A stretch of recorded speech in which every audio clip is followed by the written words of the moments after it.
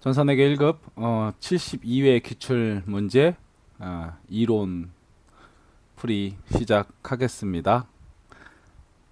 자, 유형자산의 취득 원가 구성으로 틀린 것은 유형자산 취득 원가 개념은 자산 취득할 때 들어가는 자산의 구입 가격뿐만 아니라 자산 취득 시점에 들어가는 모든 비용은 다 자산으로 처리한다죠. 그죠? 그래서 유형자산 취득 원가 회계 처리 자산의 구입 가격뿐만 아니라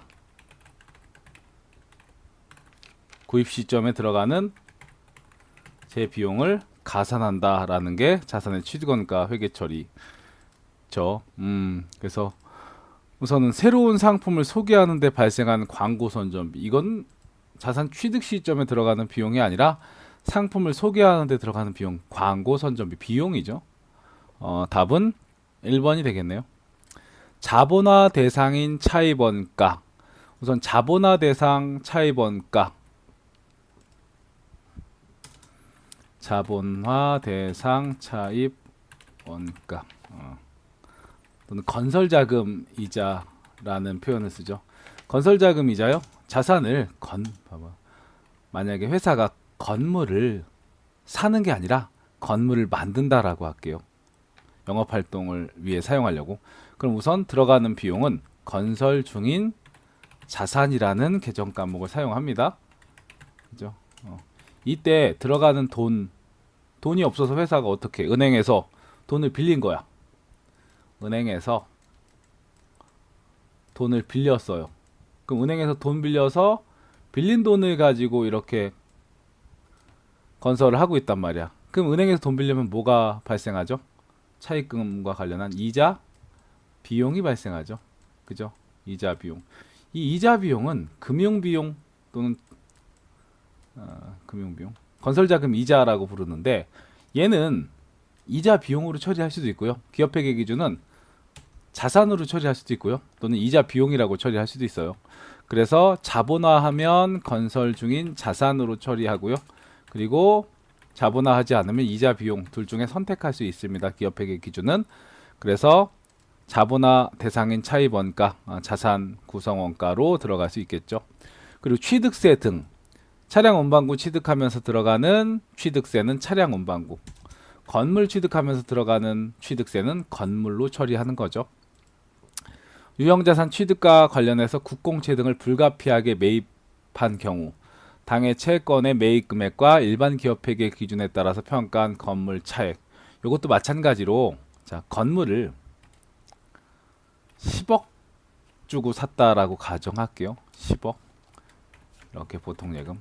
근데 건물 사면 국가가 국공채를 강제로 매입시킵니다. 국공채. 자, 국공채 액면가액은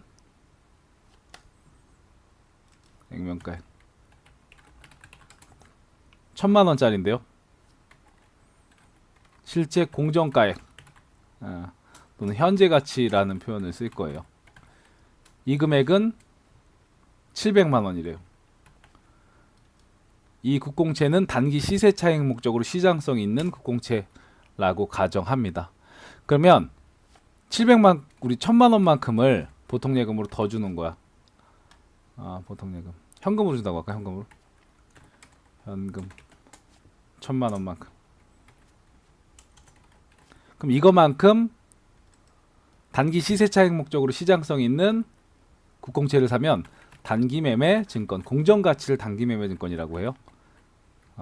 단기 매매 증권. 그리고 비싸게 주고 산 금액이죠. 공정 가치보다 더 비싸게 준 거 300만큼. 이 300은 건물의 취득 원가에 얹습니다. 10억 300. 이렇게 분계가 된다라는 거예요. 그래서 얹었죠. 지금 자산의 취득 원가로. 유형자산 취득과 관련해서 국공채를 불가피하게 매입하는 경우 당해 채권의 매입 금액과 일반 기업회계 기준과 평가한 현재 가치와의 차액, 그만큼은 자산으로 처리한다라는 겁니다. 2번 매도 가능 증권 거래로 인해서 단기 손익에 미친 영향. 100주를 10,000원에 샀죠. 매도 가능 증권으로 처리한대요. 그럼 이렇게 처리하네. 그러면서 수수료가 붙네. 그러면 매도 가능 증권 취득하면서 들어가는 수수료는 매도 가능 증권으로 처리하는 거죠. 102만 원. 그리고 걔를 다음 달인 1월 17일 50주를 팔았어. 102만 원이란 말이에요. 50주면 반이죠. 반이면 얼마인데요? 51만 원. 장부 금액 51만 원이죠. 반이니까 102만 원이었잖아. 장부 금액.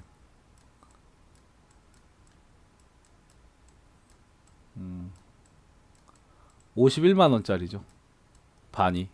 얼마에 팔았다고요? 50주 9,000원에 현금으로 5945. 45만 원. 장부 금액은 51만 원. 51만 원짜리 45만 원만큼 받고 팔았으니까 6만 원만큼 손해죠. 매도 가능 증권 차압은 손실이 돼요. 이건 손익계산서의 영업의 비용입니다. 매도 가능 증권 차압은 손실 영업의 비용. 이것만큼 비용 처리하면 단기 순이익은 어떻게 될까요? 6만 원만큼 감소하겠죠. 그래서 답은 2번, 3번. 3번 일반 기업 회계 기준 유동성 배열법에 따라서 배열 순서로 옳은 것은 우선은 이런 문제들은 여기 보세요.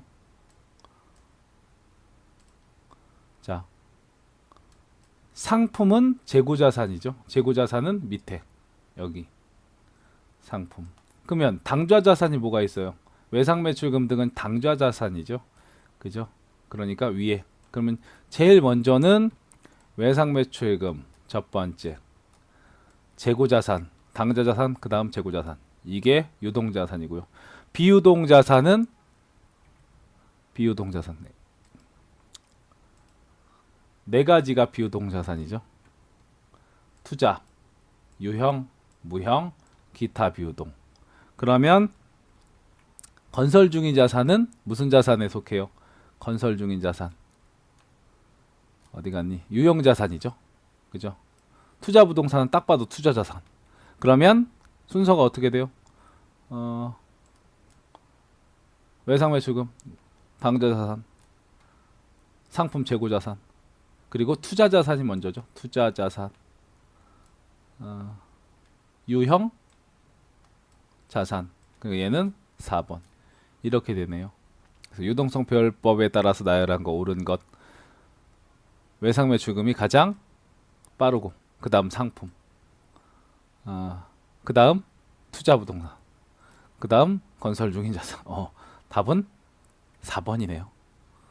그죠? 4번. 4번 장부상 재고 금액이 실제 금액보다 큰 경우. 장부상 금액이 실제 금액보다 큰 경우요?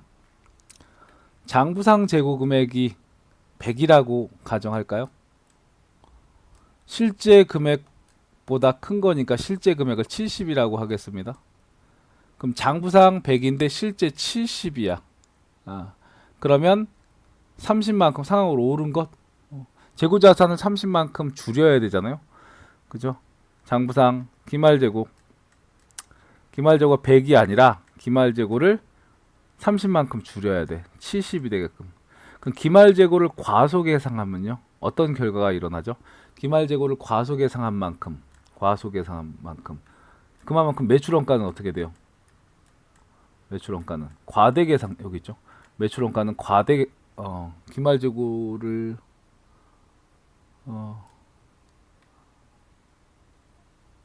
실제 금액보다 큰 경우. 장부상 100이고 실제가 70이야. 그러면 장부상 실제가 70이면 기말재고를 과소계상한 거죠. 그 기말재고를 과소계상하면 매출원가는 과대계상. 가만 있어봐. 자, 단기말 장부상 잔액이 100이고요. 실제는 70이야. 재고자산이. 실제 재고자산이 70이야? 그 경우 발생할 수 있는 상황으로 옳은 것은 이죠. 단기와 차기 매출총액은 발생한 경우에 한정한다. 기말재고를 지금 높게 계상한 거지. 죄송합니다. 실제 70인데 장부상 100이니까 그죠? 기말 재고를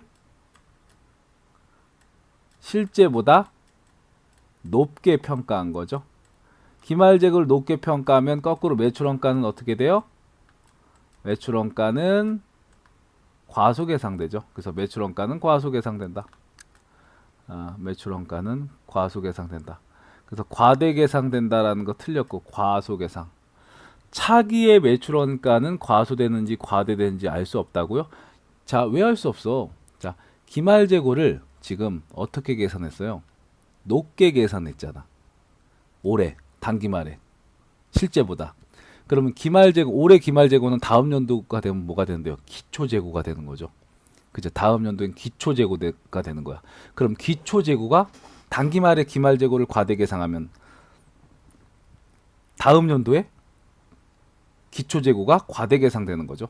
기초재고가 과대 계상돼 볼까? 매출원가 어떻게 계산한대요? 기초 더하기 단기 매입액을 더해서 거기서 기말재고를 빼는 거잖아요. 그죠? 근데 전기말에 기말재고가 과대 계상되면 단기초에 기초재고가 과대 계상된 거잖아. 그죠? 얘가 과대 계상되면 매출원가는 당연히 과대 계상돼야죠. 그래서 알 수 없다라는 것도 틀렸죠. 알 수 있어요. 매출원가가 과대 계상됩니다. 여기 있죠. 차기의 매출원가가 과대 계상된다. 매출원가가 우선 매출원가. 그래서 매출원가가 과소계상되면 기말재고를 높게 계상하니까 매출원가가 과소계상되면요. 매출원가가 작아진 만큼 이익은 어떻게 돼요? 과대계상되죠. 단기 매출 총이익은 과대계상된다. 답은 4번에 3번이네요. 차기 매출 총이익은 왜 알 수 없어? 아까 전에 차기의 매출원가 어떻게 된다고요? 매출원가가 과대계상되면요. 차기의 매출 총이익은 과소계상돼야죠. 그죠? 4번에 3번. 5번. 재무상태표의 유동자산으로 분류할 수 없는 것. 우표 수입인지 유동자산으로 분류될 수 있는 이구나. 우표 수입인지는 우표는 통신비, 뭐 수입인지는 세금과 공과라고 비용 처리하는 거고요.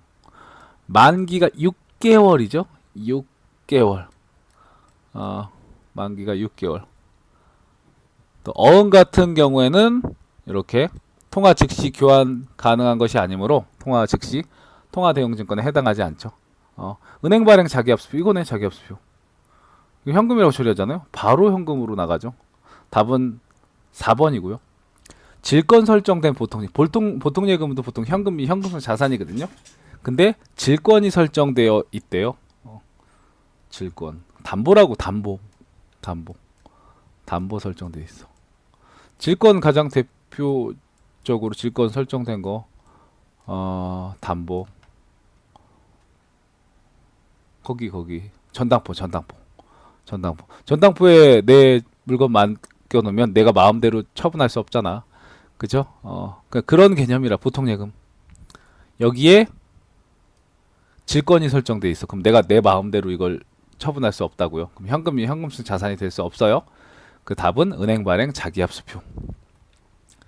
6번. 기말재고 자산의 변동과 관련해서 계정 설정에 영향을 주는 요소가 가장 다른 하나요? 이건 어렵다. 무슨 도난, 기말재고 도난, 증발, 파손. 이건 보통 이 수량에 영향을 미치는 거죠. 수량. 수량. 없어지거나 증발하거나 파손되거나 수량. 근데 진부화라는 건 우선 답은 4번인데 진부화. 요건 이제 가격 기인한 거야. 가격. 그래서 수량 기인한 것들은 재고자산 감모 손실이라고 부르고요. 가격 기인한 건 재고자산 평가 손실이라고 부르거든요. 진부화 답은 2번이 돼요. 진부화라는 건 뭐 장기채화? 장기채화라는 건 적정량을 넘어서서 재고자산을 보유하고 있어요. 그럼 뭐 가격이 떨어지겠죠. 그죠? 또는 진부화 자체가 진부화의 가장 어떤 의미를 부여하자면 그런 것들이 진부화야. 기술이나 어떤 경제 발전으로 인해서 그 가치가 하락하는 것들. 예를 들어서 예전에는 우리 그 비디오 테이프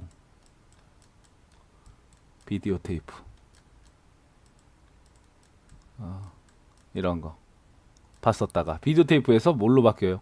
DVD로 바뀌죠. DVD. 그랬다가 지금은 VOD. DVD도 거의 없잖아요. 그죠? 그래서 이러한 것들이 진부화야. 진부화.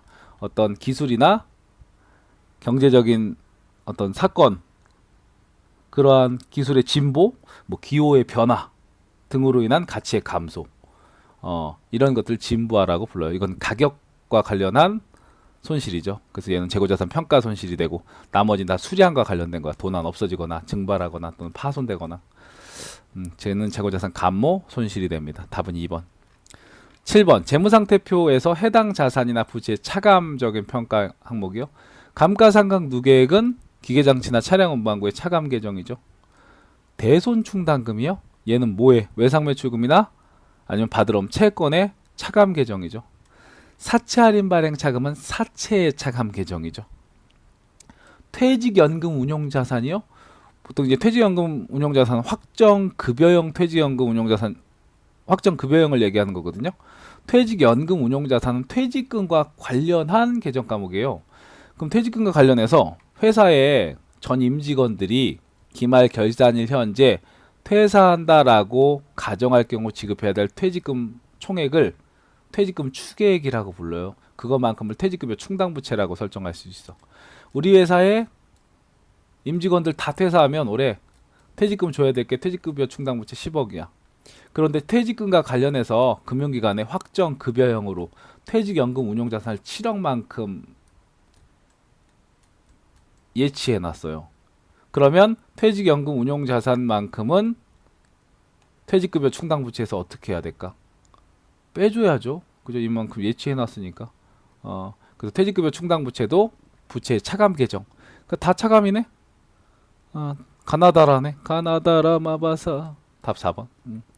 8번. 유가증권 보유함에 따라서 무상으로 주식을 배정받은 경우 회계 처리 방법이요.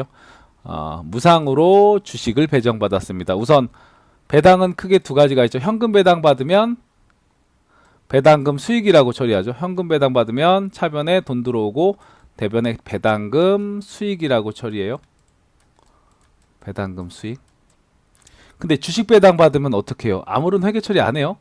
회계 처리하지 않고 수량하고 단가만 새롭게 조정한다. 주식 배당 회계 처리 보면 이렇게 돼요. 주식 배당은 주주의 이익으로 보지 않아. 자, 주식 배당은 뭘로 하는 거야? 이익으로 하는 거죠. 이익.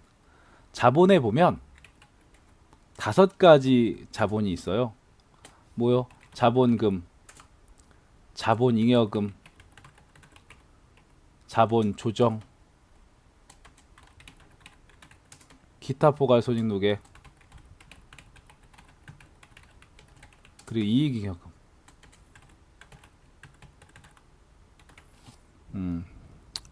얘네들이 자본은 대변에 있죠.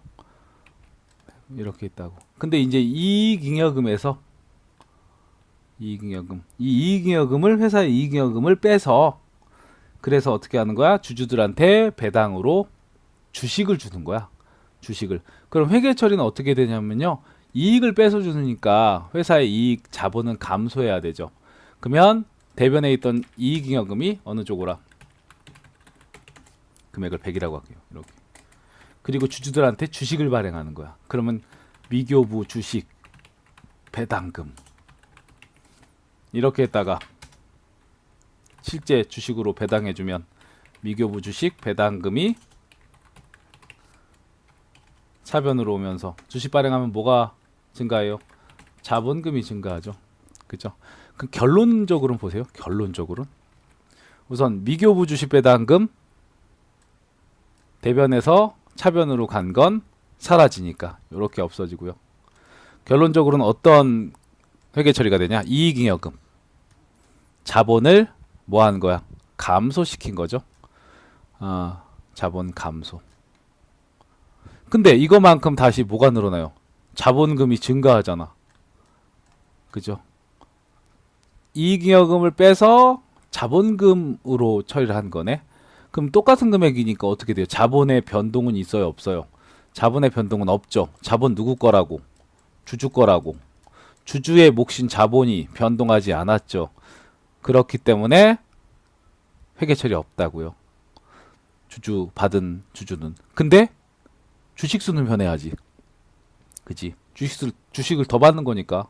세법 입장에서는 이익이야. 세법 입장에서는 이익인데 기업회계 기준은 자본을 감소시키면서 다시 자본을 증가시키는 처리로 본다고요. 그래서 회사의 주주의 이익이 아니다라고 해서 회계 처리하지 않는다고. 그럼 장부가액을 증가시키는 회계 처리하지 않고 수량과 단가만 새로 조정한다. 이거 어떤 병신이 설명하는 거 보고 깜짝 놀랐어 진짜. 아우 하지 마, 하지 마. 차라리 아 이게 공부를 해야 되지 않을까요? 자, 아무튼 자 그래서 9번 종합평가 계산. 특정한 사람을 얘기한 건 아니니까, 그지? 뭐 그 사람이 그걸 알면 공부 좀 하면 되고요. 종합원가 계산. 나도 모르는 사람이야. 그냥 보다가 그런 이상한 사람이 있더라고. 나도 처음 본 사람인데 학생들이 불쌍하잖아. 그러면 강사는 실제 학생들은 다 강사가 다 아는 걸로 알고 공부를 하잖아요. 강사도 모르는 게 있죠. 그냥 모르는 게 있지. 근데 모르는 거 있으면 그건 공부해야지. 그렇게 막. 자, 종합원가 특징이요. 관련 있는 것, 작업원가표, 주문 생산, 그리고 개별 작업별로 집계 하는 거, 이런 건 개별원가 계산의 특징이죠. 답은 완성품 환산량. 그죠? 완성품 환산량, 종합원가. 10번. 보조부문의 제주간접비 배부 방법 중 정확도가 가장 높은 방법과 계산 방법이 가장 단순한 방법. 정확도가 가장 높은 것, 우선 세 가지 방법이 있죠. 보조부문의 원가를 제조부문에 배부하는 거, 직접 배부법, 그리고 단계 배부법, 상호 배부법. 보조부문의 상호 용역 관계 수수 용역 수수 관계를 고려하지 않고 간단하게 배부하는 게 직접 배부법. 그죠? 간단하니까 당연히 정확도나 신뢰도는 낮고요. 상호 배부법은 보조부문 상호 간의 용역 수수 관계를 완벽하게 고려하는 거죠. 그죠? 복잡하고 정확도는 높다. 단계 배부법은 직접 배부법과 상호 배부법의 절충적인 방법으로서 보조 부문의 용역 제공 관계를 하나는 명확하게 하자. 그래서 순서를 정해야죠. 하나 정확하게 할 거 뭘로 할 거냐라는 순서를 정해야죠. 그러면 가장 높은 건 상호배부법, 가장 단순한 방법은 직접배부법. 답은 1번이 되네요. 11번 원가 개념에 대한 설명이다. 물리치료사 수험서 구입비 25,000원. 어떤 원가인가? 볼까? 물리치료사 자격시험을 위해 관련 수험서 25,000원에 구입했다가 공부를 하다가 진로를 갑자기 세무회계 분야로 변경했어. 그 전에 좀 하지. 왜 물리치료사 힘들었어? 이거 어려웠어? 그래서 뭐 전산회계로 하려고 이건 쉬울 것 같아? 그 전에 잘 생각해야죠. 근데 또 이 생각한 대로 아닌 것 같다라고 하면 바로 또 진로를 바꾸는 것도 어떻게 보면 용기 있는 거예요. 그죠? 근데 막 이거 했다, 저거 했다, 이거 안 되네, 저거 해볼까? 저거 하다가 또 안 되네, 이거 하고. 그런 거는 한심한 건데, 이렇게 하려고 했다가 분명히 정말 이게 내 게 아닌 것 같다라는 생각이 들면 빨리 바꿔야죠. 그죠? 그래서 봐봐요. 25,000원 주고 샀어. 나는 물리치료사가 될 거야. 25,000원. 그래서 수험서를 샀단 말이야. 그리고 하다 보니까 이건 내 일이 아니야. 그래서 어떻게 지금 의사결정을 뭘로 바꿨어요? 전산회계. 전산회계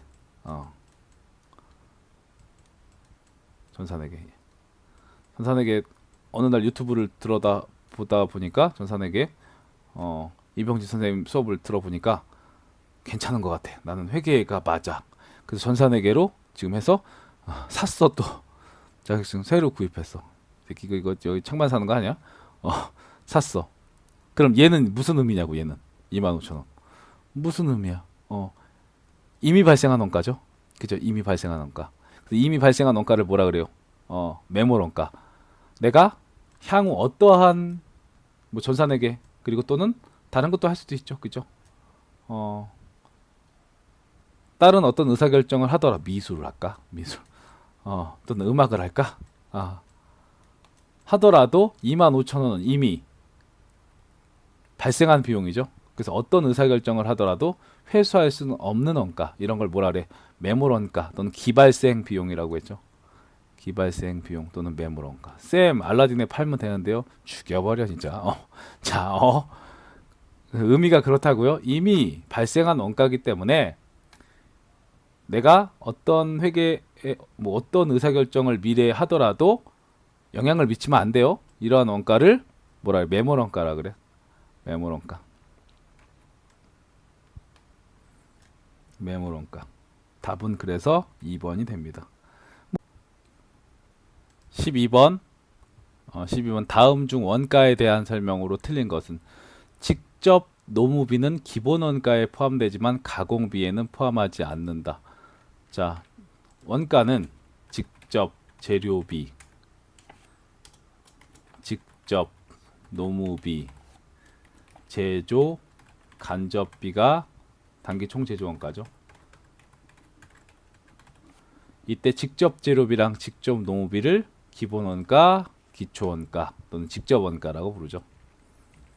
요거를 두 개를 합쳐서 기본 원가, 기초 원가, 뭐 직접 원가, 그죠? 직접 노무비와 제조 간접비를 합쳐서 가공 원가, 전환 원가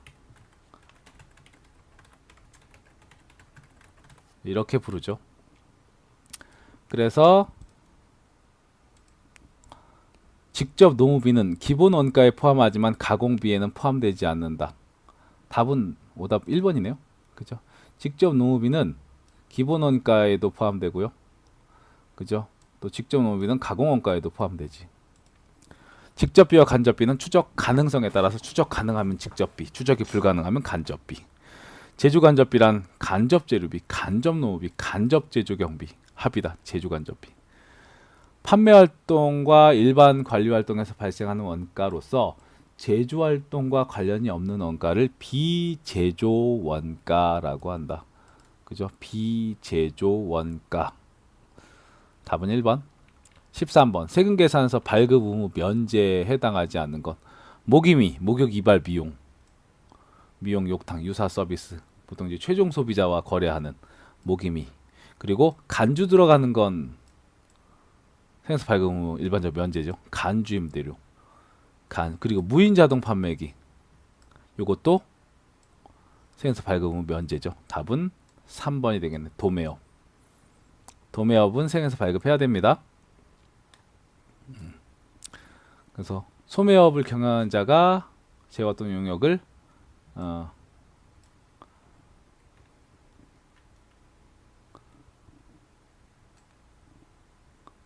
뭐라는 거야 이거?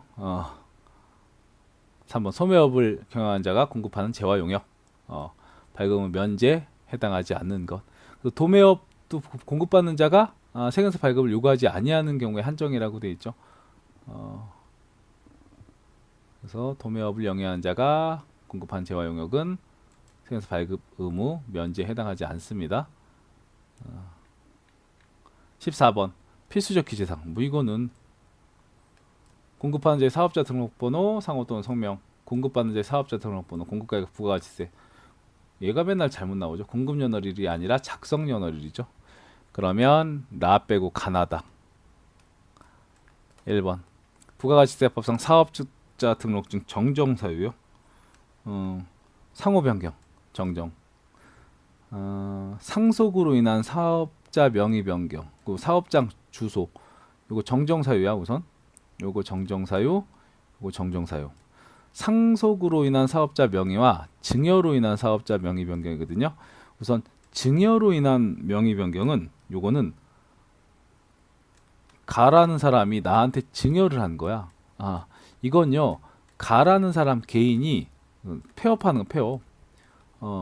이거는 폐업하고 다시 신규 사업자 등록을 내야 돼요. 얘는 정정사유가 아니라 폐업사유입니다.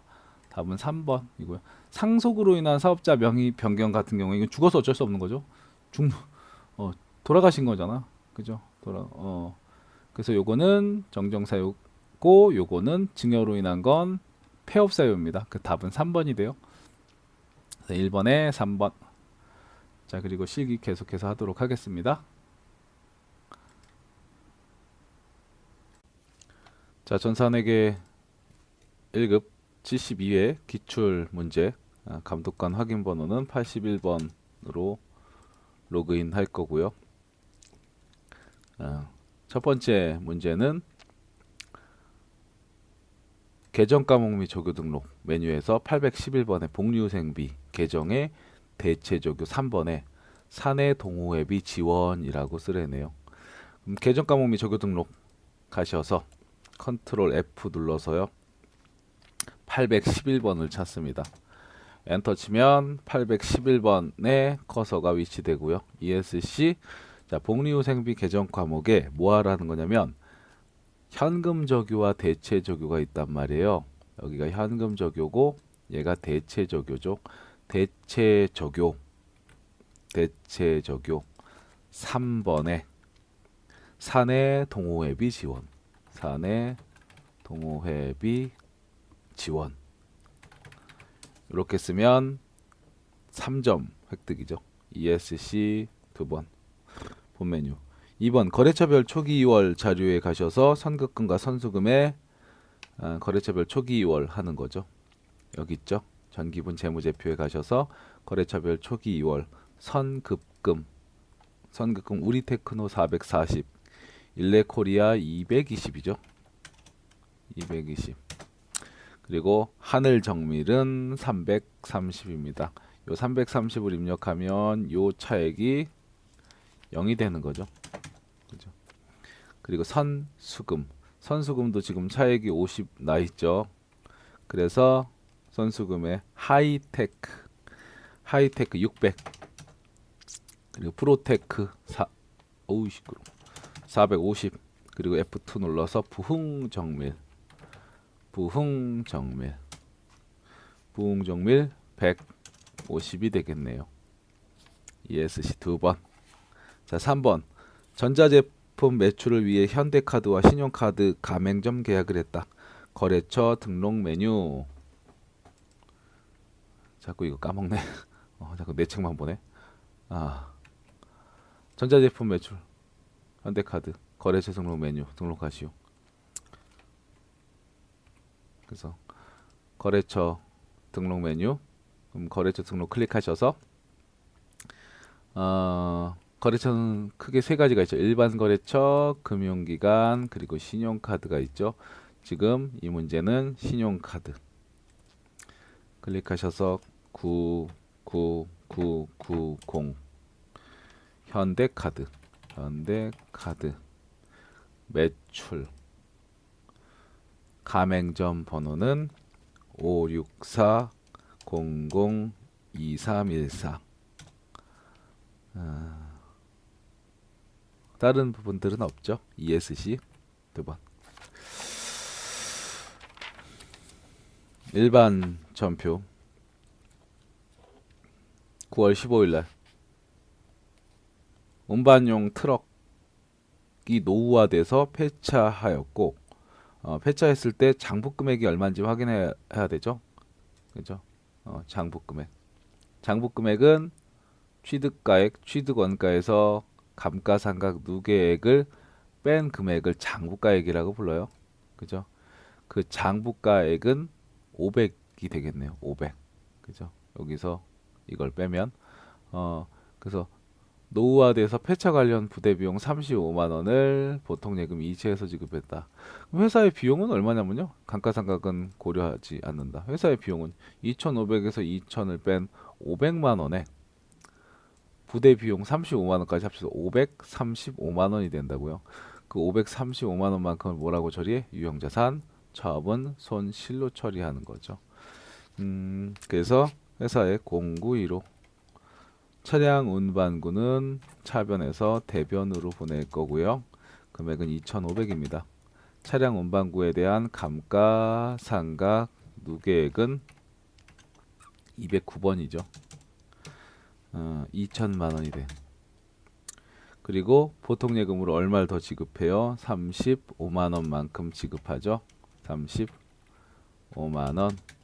그래서 500만 원에 35만 원까지 합쳐서 차량 운반구는 유형자산이잖아요. 유형자산 왜 띵 소리 너무 시끄럽다. 유형자산 취득원가 2,500에서 감가상각 누계액 2,000을 빼면 이게 이 차량 운반구의 장부가액이라는 건데, 우선 500만 원에 그리고 유형자산 처분과 관련해서 폐차 관련 부대 비용까지 합친 금액이 유형자산 처분 손실이 된다라는 겁니다. 유형자산 처분 손실은 500에 35만 원을 더한 535만 원이 되고, 유형자산 처분 손실은 영업 외 비용이죠. 또 ESC 9월 18일 날 3IT 그룹에 수출했던 제품에 대한 외상 매출금이 당일 보통예금 계좌에 입금됐답니다. 그러면 수출했을 때는 선적일자로 메인 매출 전표에 입력을 했을 거거든요. 선적일자에 8월 20일자의 메인 매출 전표를 확인 한번 해볼까요? 0820 여기에 가면 자 수출 3IT 쌤IT 외상 매출금 5,500이 있죠.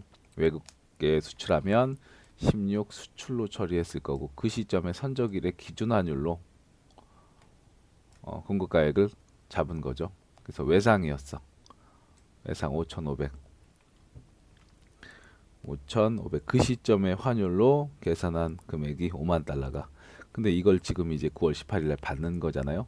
그럼 일반 전표에 가셔서 9월 18일 날 외상 매출금을 받으면 차변에서 대변으로 외상 매출금.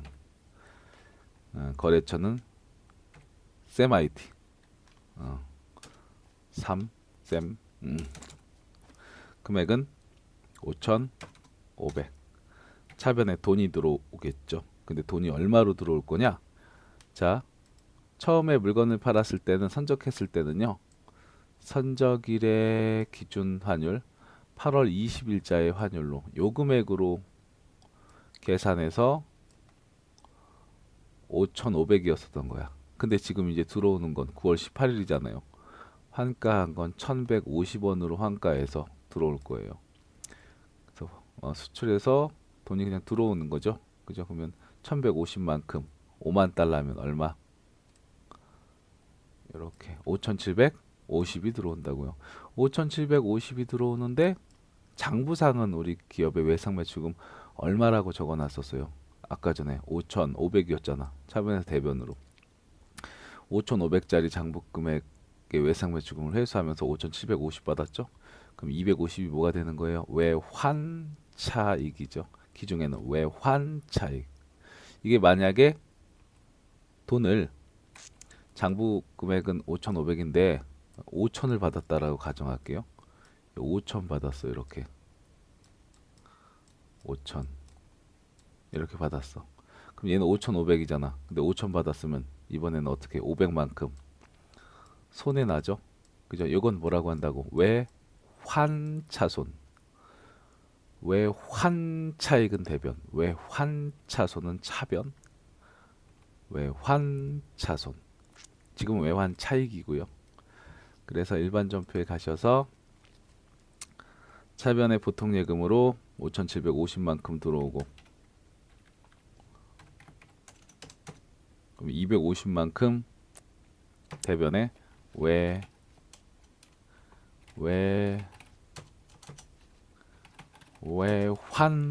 외환차익이 됩니다. 외환차익. 영업의 수익이죠. 자, 9월 20일 날 제품을 기부했네요. 9월 20일 0920 차변에 자, 시가로 비용 처리할까 원가로 비용 처리할까? 비용은 원가로 하는 거죠. 그죠? 그래서 제품 130만 원짜리, 시가 180만 원짜리 제품을 지방자치단체에 기부합니다. 매매수 전표 말고 일반 전표에 오셔서 어디 갔어? 이렇게 그래서 원가로 처리하는 거야. 비용은 이거 팔려도 매출 원가 비용이잖아. 이거 매출 원가로 이걸 기부해도 기부금 원가로, 그죠? 이걸 직원에게 야 너 이거 갖다 써 라고 주면 복리후생비로 원가, 그죠? 이렇게 처리하는 거죠. 또한 재고자산이 대변에 나갔잖아요. 그럼 뭐 해줘야 돼요? 적용할 타개정 대체. 분계 맞았어도 요거 회계 처리 안 하면 3점 중에 1점 감점입니다. 그래서 일반 전표에 가셔서 9월 20일 차변에 기부금 금액은 130만 원. 대변의 제품이 대변에 나갔죠. 뭐 해줘? 적용할 타개정 대체. 보통 제품이나 원재료가 나갈 거예요. 또는 상품 기중에 9월 30일 영업부서 업무용 차량에 대한 교통법규 위반의 과태료 현금으로 납부했다. 보통 아무 말 없으면요, 과태료 같은 건 세금과 공과라고 처리하시면 돼요. 9월 30일 또는 뭐 어떤 시험에서는 딱 정해줘요. 세금과 공과라고 처리할 것 또는 뭐 잡손실로 처리할 것 뭐 이런 식으로. 지금 이 문제는 아무 말 없으면 세금과 공과로 하겠습니다. 영업부서니까 800번대 세금과 공과고요. 차변에 세금과 공과 납기 내는 5만 원이고요.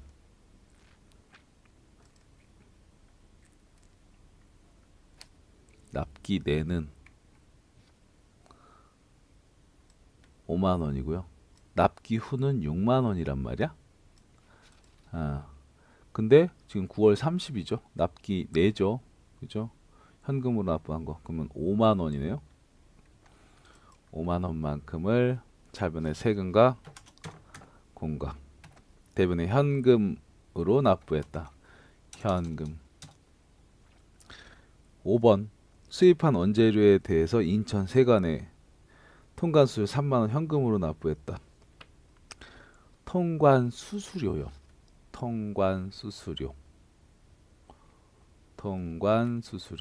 수입한 원재료.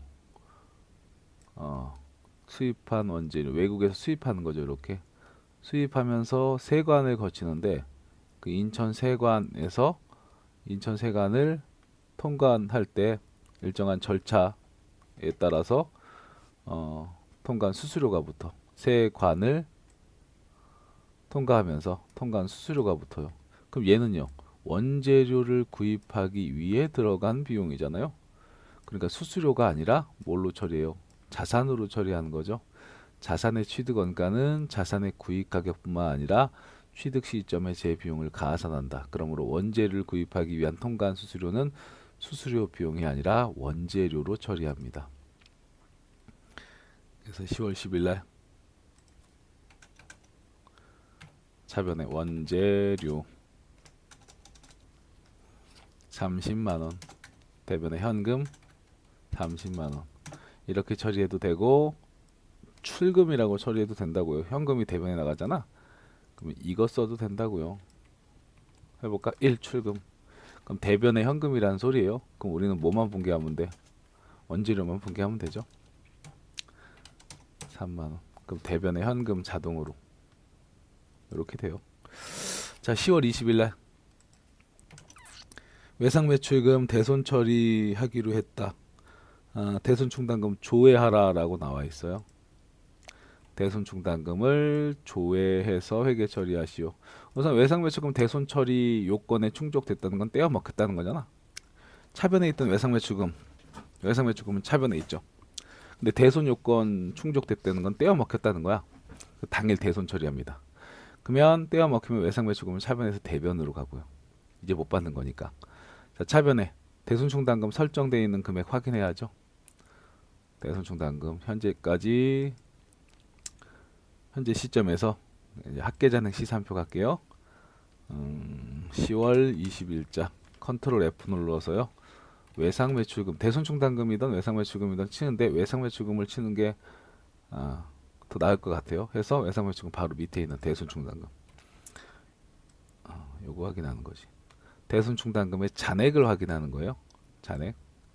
대손충당금은 대변 잔액이기 때문에 잔액은 대변에 존재합니다. 그러니까 160이 있는 거야. 그러면 다시 일반 전표에 오셔서 대손충당금 160 확인했었죠. 차변에 있던 외상 매출금을 대변으로 보내면서요. 대변의 외상 매출금 거래처는 주식회사 희망 금액은 300. 차변의 대손충당금 아까 160 있었죠. 외상 매출금에 대한 대손충당금 109번으로 160. 나머지는 뭐라고 처리해요? 대손 상각 B라고 처리하죠. 만약에 이 문제가요 외상 매출금이 아니라 학계전의 시산표에 다시 가서 10월 20일자 대손충당금이 설정이 되어 있지 않는데 만약에 미수금에 대한 대손충당금이었다라고 가정할게요. 미수금이 예를 들어서 미수금이 지금 300이고요. 그래서 대변의 미수금을 대손 발생했다라고 해서 이렇게 보냈다라고 가정하겠습니다. 그러면 현재 시점에서 미수금의 대손충당금도 160 존재했었다라고 가정합니다. 그러면 대변에서 차변으로 미수금은 미수금의 대손충당금은요. 미수금이 120번이니까 보통 121번 쓰겠죠. 플러스 1이니까. 그래서 얘도 160만 원이 있어. 그럼 대변에서 차변으로 이거 보내. 나머지 140은 뭐가 되는 거예요? 대손상각비가 아니라 앞에 세자가 더 붙는다고요. 기타의 대손상각비라고요. 이게 뭐가 대손상각비나 기타의 대손상각비나 뭐 똑같은 비용 아니냐? 아이 똑같은 비용이지. 그런데 손익계산서에서 보고가 될 때는 대손상각비하고 기타의 대손상각비가 이렇게 된다고요. 손익계산서에 판관비 있죠. 비료여 괄호 끝나는 판관비 대손상각비가 손익계산서에 짓게 되고요. 기타의 대손상각비는 비료여 괄호 끝나지만 영업의 비용인 거라고 했죠. 얘는 영업의 비용이잖아. 같은 비용인데 이렇게 비용을 판관비와 영업의 비용으로 구분 계산한다라는 얘기예요. 같은 비용인데. 자, 그래서 일반 전표 끝냈고요. 매일 매출 전표입니다. 매일 매출 전표 10월 15일 날 매출 거래처 직원인 김철수의 승진 축하에 사용할 동양란을 향기 나는 꽃집에서 구입하고 전자 계산서를 받았죠. 계산서 받으면 53 면세가 됩니다. 동양란 금액은 99,000원. 거래처는 어디요? 거래처는 향기 나는 꽃집. 향기 나는 꽃집. 그리고 전자계산서죠. 그리고 분계는 3. 그러면 차변의 원재료를 뭐라고 바꾸면 돼요? 접대비 몇 번 때? 800번 때? 대변에는 보통 예금으로 99,000원 53 면세죠. 두 번째 10월 30일 날. 에헤? 9월 금방 20일 날 했죠. 그죠? 9월 20일 날. 그러면 여기다 하면 당연히 틀린 거지. 그래서 잠깐.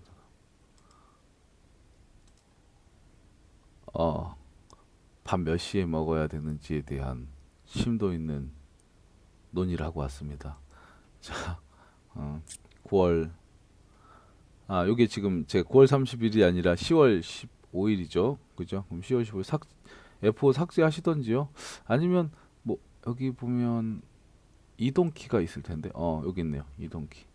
그래서 이동키 사용하셔도 돼요. 그래서 이동은 10월 15일 날 이렇게 확인 누르면 가서 10월 15일자 볼까요? 뭐 이렇게 하면 이동돼 있으니까 굳이 뭐 그냥 삭제하고 다시 하세요. 자, 아니면 이렇게 하셔도 되고요. 10월 30일 날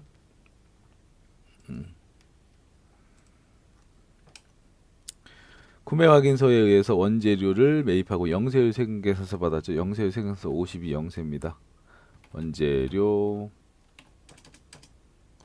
공급가액 2200 부가시세 없고요. 거래처는 전남기업 그리고 전자역 그리고 분기는 3. 그럼 차변에 부가세 대금 안 나오고 원재료만 나와. 차변에 원재료 2200이죠. 대변에 1000만 원은 가지고 있던 어음으로 배서 양도 해줬고요. 차변에 있던 받을어음을 대변으로 보냅니다. 받을어음 이때 이 금액은 1000만 원. 나머지는요. 2개월 만기 약속어음 발행해서 지급했죠. 이건 지급어음. 이때 이 받을어음은 전남기업이 아니죠. 누구한테? 경남 기업한테 받을 거였었죠. 받을어음에 거래처를 바꿔주시면 됩니다. 11월 1일 자판기 커피에서 영업부서 직원들 복리후생 목적으로 물품을 현금으로 구입하고 다음에 현금 영수증을 발급받았다. 현금 영수증 받았고요. 저희 부가가치세 있죠. 현과입니다. 현과 매입 현가죠. 60일 현과 60일 부가가치세가 과세되고 현금 영수증이니까 60일 현과. 뭘 사는 거? 고급 원두 커피. 고급 원두 커피. 수량은 3개.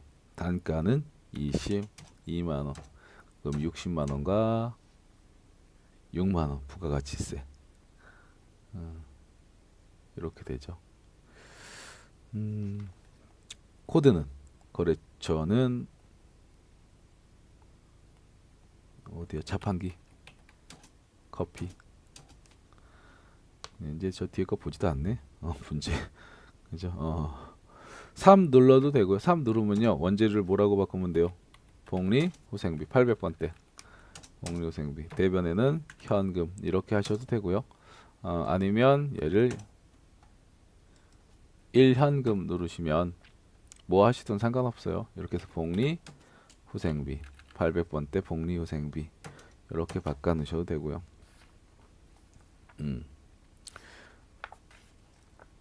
커피는 자판기 커피. 그죠? 그게 제일 맛있는데. 그게 이상하게 몸에 나쁜 거는 하면 안 되는데 저도 이제 커피 먹을 때 옛날에 하도 커피를 그 자판기 커피를 너무 많이 먹어서 뭐 하루에 막 10잔씩 먹었던 것 같아요. 그래서 이제는 자판기 커피 안 먹고 좀 프림 같은 거 많이 안 넣고 먹으려고 하는데 비 오는 날하고요. 아침에 그렇게 땡겨 걔가. 물론 이제 자판기 커피가 우리 학원에는 없으니까 그거 있잖아요. 그거 맥심 그런 거 있잖아. 여기다 뭐 이름 얘기해도 되는 건가? 막심 뭐 이런 거. 정정? 그래서 그런 게 땡기긴 하더라고요. 뭔들 그죠? 뭔들 안 땡겨. 다 먹고 싶지 뭐. 자, 11월 1일 날 여러분 어우 깜짝이야. 이씨. 뭐래? 현재 색 구성 표시하지 않아. 자, 현과 11월 10일 날 지성상사로부터 비품인 업무용 프로젝터를 구입하고 전자세금 계산서 세금 계산서 받았네요. 11월 1일 날 계약금 지급했고 200만 원 보통 예금으로 그리고 남은 건 카드로 결제했다고요. 자, 우선 매입하고 세금 계산서를 받았죠. 그죠? 그러니까 50일 과세가 됩니다. 자, 이렇게 놓고 쌤 카드로 결제한 부분은 카고 아닌가요? 세금 계산서를 발급하였으면 자, 누가 이기는 거야? 세금 계산서하고 신용카드. 세금 계산서와 신용카드 둘 중에 싸우면 세금 계산서가 이겨요. 50일 과세야. 빔 프로젝터.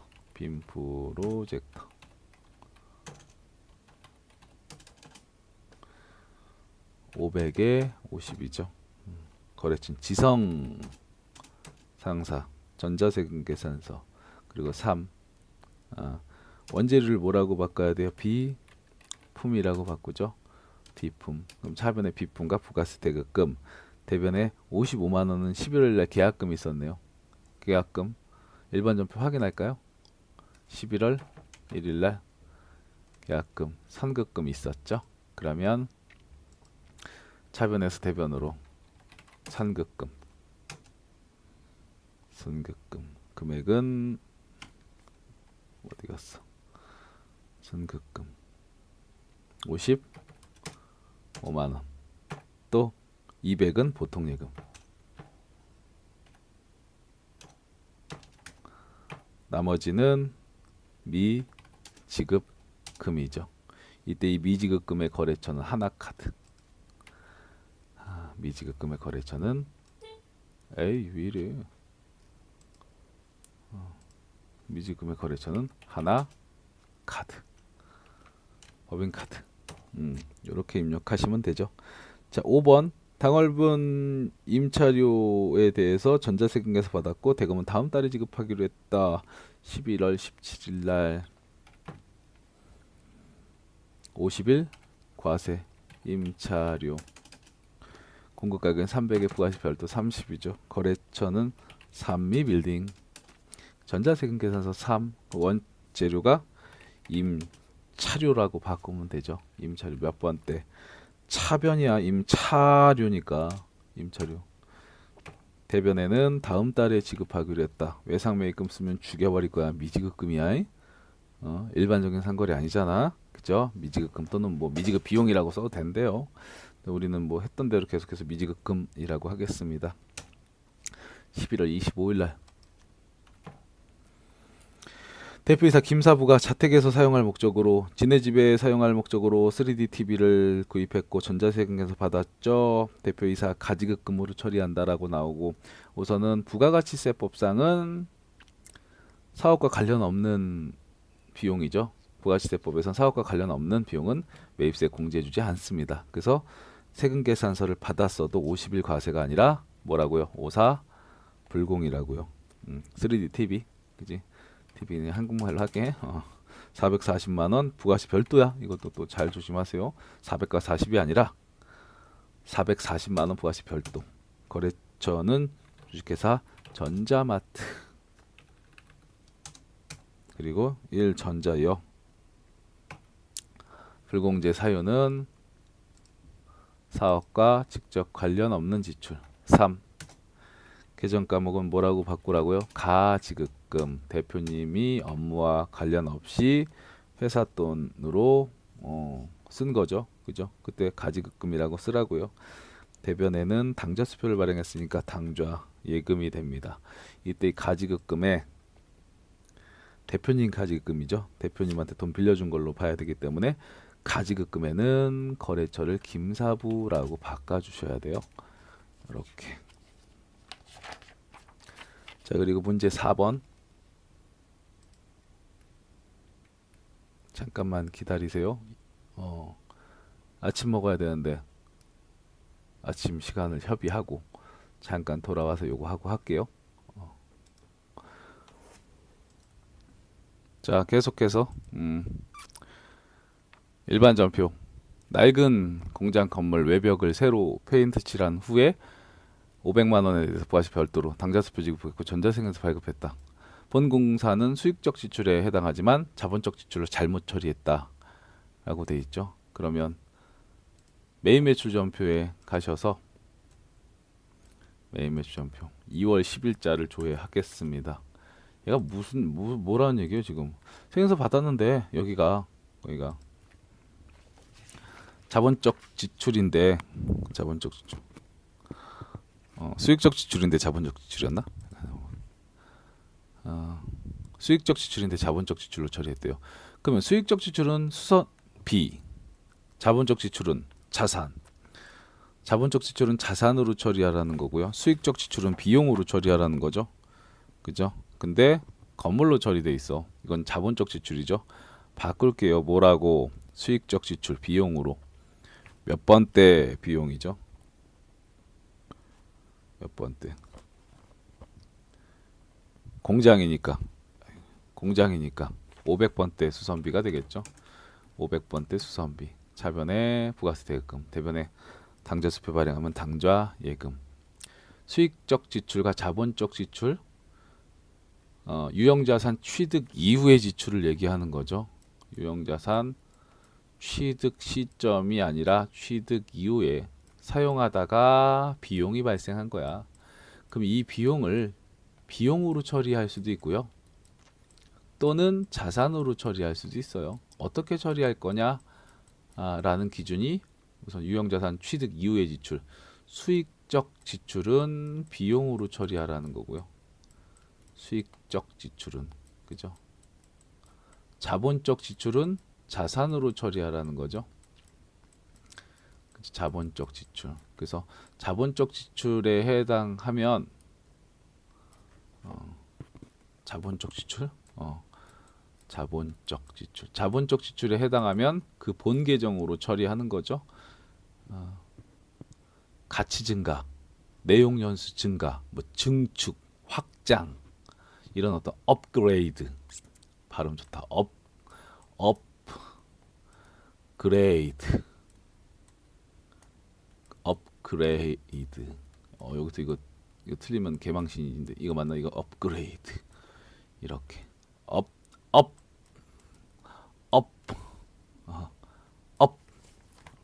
업그레이드. 등급을 그러니까 이게 자본적 지출이 업그레이드. 가치를 증가시켜야 돼요. 내용 연수를 증가시켜야 된다고.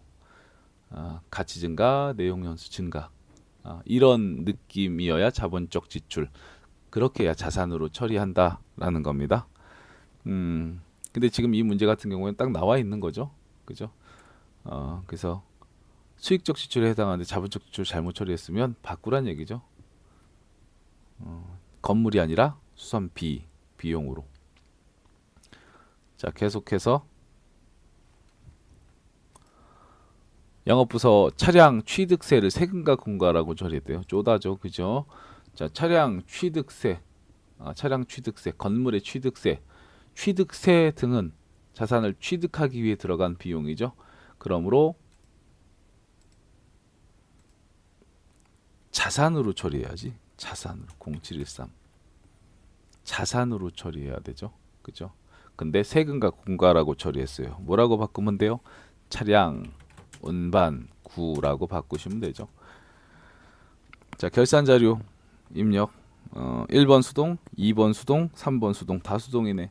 수동아. 자, 면전표. 12월 31일 날 78,500원, 현금이 78,500원, 장부상 87,500원으로 가정한대요. 가정.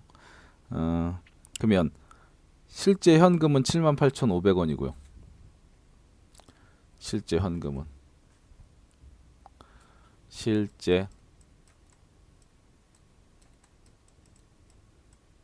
색깔을 다른 걸로 좀 바꿔볼까? 실제 현금은 78,500이고요. 78,500. 그리고 장부상.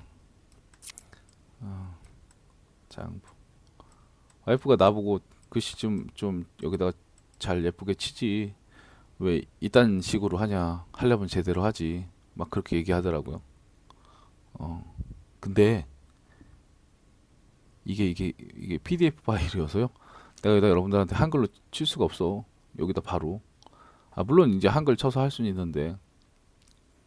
그래도 뭐 왜 불만이면 지가 하지. 아니에요? 자, 안 듣겠지, 그치? 아니야, 또 우리 와이프 듣는데 또 이거 쑥쑥이 목소리 들려주게 한다고? 자, 그래서 이게 PDF 파일이니까 제가 AT는 그 PDF 파일을 구했어요, 받았어요, 그 출판사를 통해서.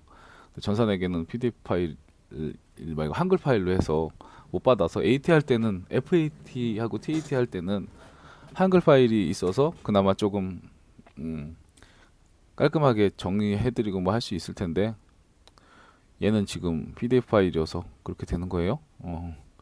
78,500원. 강의만 잘하면 되지, 그지? 아니야? 강의도 못하고 글씨도 지저분해?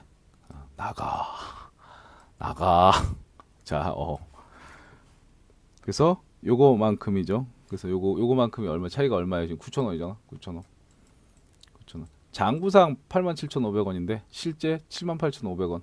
9,000원 차이 나는 거죠. 그럼 어떻게 해줘야 돼 이거? 우리는 실제잖아. 실제 데이터를 현금으로 보는 거죠. 근데 87,500원이니까 9,000원의 현금을 어떻게 해줘야 돼요? 빼줘야지. 그죠? 빼면서 쌤 현금을 대변에 빼면서요. 현금을 대변에 빼면서 대변에 현금 이러면서 9,000원. 쌤 이거 현금 가부족 아니에요? 현금 가부족? 현금 차이 나면 현금 가부족 이렇게 처리하는 거잖아. 그래 그렇게 처리했다고 해봐. 근데 이거 확인 못해. 뭔지 몰라. 원인 몰라. 그럼 현금 가부족 다시 어떻게 해야 돼요? 차변에 대변으로 가야지. 현금 가부족 다시 가야 되잖아. 안녕 9,000 뭐라고 해야 되는데요? 잡, 손, 실이죠. 그죠? 이렇게 되는 거 아니야 결론적으로는. 그러니까 결론적으로는 붕괴가 어떻게 되는 거예요? 현금 가부족 차변에 있다가 대변 없어지고 얘는 없어지는 거죠. 차변에 있다가 대변으로 가는 거 얘네는 없어지는 거잖아. 그럼 결론적으로 차변에 잡손실이고요. 대변에 현금이지. 그치? 그래서 애초에 그냥 잡손실로 처리하시면 됩니다. 차변에 잡손실 9,000원. 대변에 현금 9,000원. 2번 부가세 예수금과 부가세 대급금 잔액은 다음과 같다. 회계 처리하시오.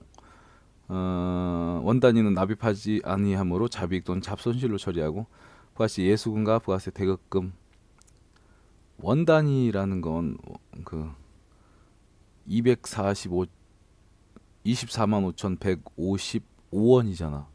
5원. 여러분 5원이 있어 5원? 원단위고 옛날에는 원도 있었는데 지금은 10원짜리까지 있잖아요. 그러니까 지금 원단위 납입하지 아니하므로 잡이익 잡손실로 처리한다는 얘기 그 얘기고요. 부가세 예수금과 부가세 대급금의 상계 후 잔액에 대해서는 미지급 세금 또는 미수금으로 처리한다. 내야 되면 미지급 세금 대변에 또 받아야 되면 미수금이라고 처리한다. 그러면 부가세 예수금 대변에서 어느 쪽으로? 차변으로. 부가세 예수금 45871 차변에 있던 부가세 대금 대변으로 금액은 24515 이렇게 245755 이렇게. 근데 봐봐 요거 내야 될 게 얼마야? 213,566이잖아요. 그죠? 근데 원단 6원이지 6원 6원은 납입 안 한다고 원은 그러니까 그 6원만큼 뭐라고 처리 대변에 잡이익이라고 처리한대요. 잡이익 잘 봐요. 그래서 우리는 회계를 못하는 게 아니라 국어를 못하는 거라니까. 그래서 213,560만큼 내는 거죠. 내야 되니까 미수금일까 미지급금일까 미지급 세금이라고 해야 되나? 내야 되는 거니까 나중에 1월 25일까지 미지급 세금이죠 이거. 그지? 이렇게 13560. 3번 단기명예증권 평가손익 통산해서 회계 처리하고 있다. 그러면 인천 보통 주식 전년도 말 3,400에서 당해 연도 말 3,050 떨어졌네. 인천 주식은 350만큼 떨어졌고요. 울산은 지금 취득원가는 볼 필요가 없죠. 전년도 취득원가하고 이것도 잠깐 보면 데이터가 세 개가 있잖아요. 처음에 취득원가가 있었고, 그지?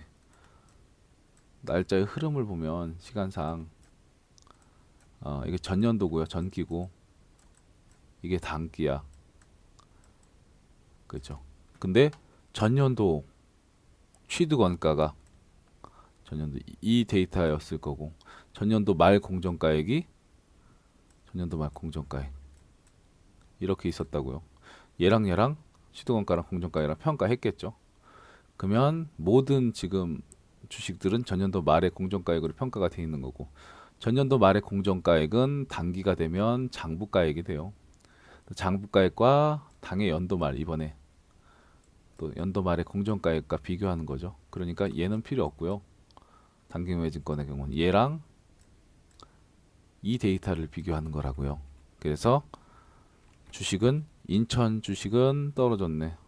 왜 인천 주식 떨어져? 왜 인천 화이팅! 자, 자 3,400에서 3,050 됐죠. 350 떨어졌어요. 자, 울산도 화이팅. 자, 광주도 화이팅. 자, 다 화이팅. 울산은 900에서 1,040이 됐죠.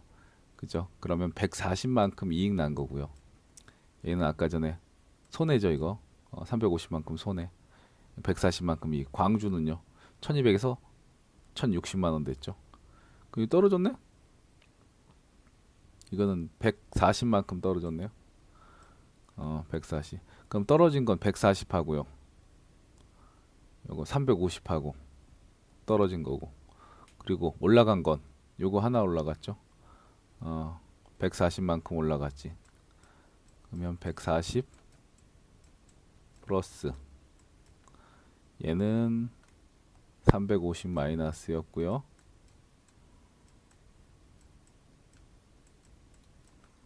얘는 140 마이너스였죠. 그럼 결론적으로는 마이너스 플러스 마이너스 없으면 요거 남네. 마이너스 350 만큼을 단기매매증권 평가 손실하고 처리하는 거죠. 차변의 단기매매증권 평가 손실 350, 대변의 단기 매매 증권 350입니다. 자, 조회 문제. 첫 번째 문제는 현금 유입액과 유출액, 5월의 현금 유입액과 유출액이요. 현금 출납장 가셔서 현금 출납장을 5월 1일부터 5월 31일 조회하시면요. 5월의잖아요. 그러니까 5월의니까 여기 입금이고 출금이 있다고요. 이때 밑으로 쭉 내리시면요.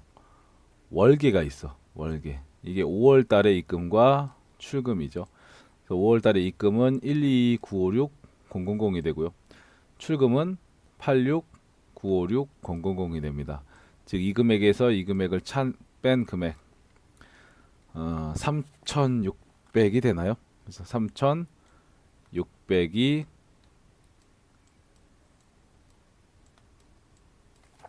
답이 됩니다. 요 색깔 좋다. 자, 두 번째. 상반기 1월부터 6월 접대비 가장 많이 발생한 월 1월부터 6월까지의 계정에 대한 월별로 집계가 가능한 볼 수 있는 장부 총계정원장 1월부터 6월 계정 과목은 F2 눌러서 접대비 판관비라고 했으니까 800번대 접대비 813번 가장 많이 발생한 달은 3월달이 되겠네요. 차변의 접대비 쪽에 3월달이 100이죠. 가장 많이 발생한 달은 3월달이 됩니다. 세 번째, 3월 중에 부흥상사로부터의 외상매출금 회수액이요. 특정 계정 과목, 일반적으로 채권 채무의 계정 과목일 가능성이 크고요. 여기에 주식회사 부흥상사, 거래처, 원장 가시는 게 가장 무난하게 가서 찾을 수 있겠죠. 그 3월 중이잖아요. 3월 중 현금 외상매출금 회수액 0301, 0331 외상매출금 거래처 그냥 엔터 칠게요. 컨트롤 F 많으면 바로 부흥상사 외상매출금 회수액이죠. 차변 외상매출금의 차변은 외상매출금의 증가를 얘기하는 거고요. 대변은 외상매출금을 회수하는 거죠. 그러니까 지금 이 문제의 답은 외상매출금 회수액을 물어본 거니까 330이 되겠습니다. 자, 실기는 여기서 마치도록 하겠습니다. 실내 이름 이병진이었습니다.